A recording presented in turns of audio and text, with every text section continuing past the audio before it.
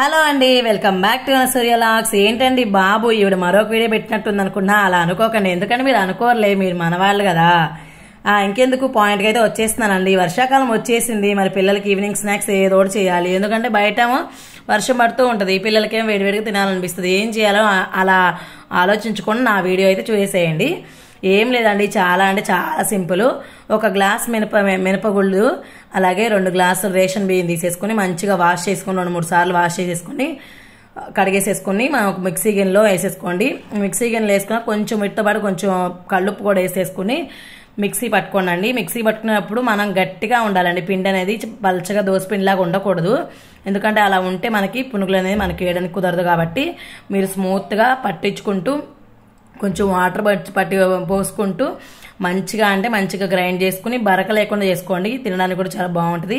నేను చూపించినట్టుగా ఈ రెసిపీ ఈ కంటెన్సిటీలో అయితే మీ పిండి వచ్చినట్లయితే మిర్చి పునుగులు అనేవి చాలా ఈజీగా వస్తాయి. దీంతో పాటు 2 ఆనియన్స్ 2 పచ్చిమిర్చి కోసేసుకోవాలి. మీకు పచ్చిమిర్చి వేయాలి లేకపోతే స్కిప్ చేసేసుకోండి, నో ప్రాబ్లం అండి. ఇప్పుడు మనం కోసి పెట్టుకున్న పచ్చిమిర్చి, అలాగే ఆనియన్స్, అలాగే కరివేపాకు, కొంచెం దీంట్లో పెరుగు కూడా వేసుకోండి. ఇందాక ఉప్పు వేసాం కాబట్టి నో ప్రాబ్లం, సరిపోతే చేసుకోండి, లేదా సరిపోకపోతే మళ్ళీ వేసుకోండి. కొత్తిమీర కూడా ఉంటే వేసుకోండి, నా దగ్గర లేదు కాబట్టి నేను అది స్కిప్ చేసేసాను. ఇప్పుడు మనం ఏం చేయాలంటే ప్యాన్ పెట్టేసుకుని, పొయ్యి మీద ప్యాన్ పెట్టేసుకుని దాంట్లో కొంచెం ఆయిల్ వేసేసుకుని, ఆయిల్ బాగా హీట్ అవ్వాలండి. బాగా హీట్ అయితేనే మనం అవి మనకి పైకి తేలుతాయి ఈజీగా. ఇప్పుడు మనకి ఇష్టమైతే మీకు ఎలా వేసుకోవాలంటే లావుగా వేసుకోవచ్చు, చిన్నగా వేసుకోవచ్చు, మీకు ఇష్టం అండి.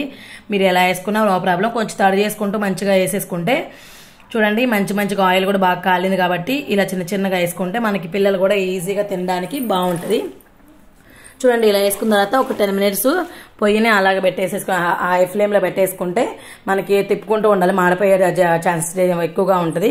చూడండి ఎంత రెడ్గా, ఎంత కలర్ ఎంత బాగుందో అనుకుంటే ఇలా చేసేసుకున్న తర్వాత దీన్ని చేసిన తర్వాత పల్లీ చట్నీ కంపల్సరీ ఉండాలి కదా.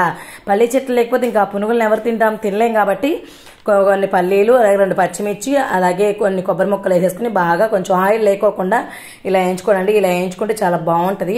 ఇప్పుడు మిక్సీ గిన్నె అయితే వేసుకుని దాంట్లో వేసేసుకుని కంపల్సరీ దీంట్లో ఒక కిటుకు ఉందండి పల్లీ చట్నీలో. ఇక్కడ చూడండి, చింతపండు అలాగే 2 వెల్లుల్లి. చింతపండు వెల్లుల్లి వేస్తేనే పల్లీ చట్నీ టేస్ట్ అనేది చాలా బాగుంటుంది. కొంచెం దానికి సరిపడా ఉప్పు వేసుకొని, అలాగే కొంచెం జీలకర్ర వేసేసుకుని కొంచెం మిక్సీ గ్రైండ్ చేసుకోవాలండి. కొంచెం వాటర్ పోసుకుంటూ మెత్తగా పట్టుకోవాలి, మంచిగా స్మూత్గా చాలా గట్టిగా పట్టుకోండి. ఎందుకంటే పునుగుల్లోకి కంపల్సరీ గట్టిగా కావాలి, గట్టిగా ఉంటేనే టేస్ట్ బాగుంటుంది. పల్లీ చట్నీ పలచగా అయితే బాగోదండి. చూడండి, అయిపోయింది పల్లీ చట్నీ అయితే. కొంచెం ప్యాన్ పెట్టేసుకుని ఆయిల్ వేసేసుకుని 1 స్పూన్ పోపు దినుసులు, అలాగే కరివేపాకు, 2 ఎండుమిర్చి వేసేసుకుని పల్లీ చట్నీ వేసిన తర్వాత కొంచెం తాలింపు వేసేసుకోండి.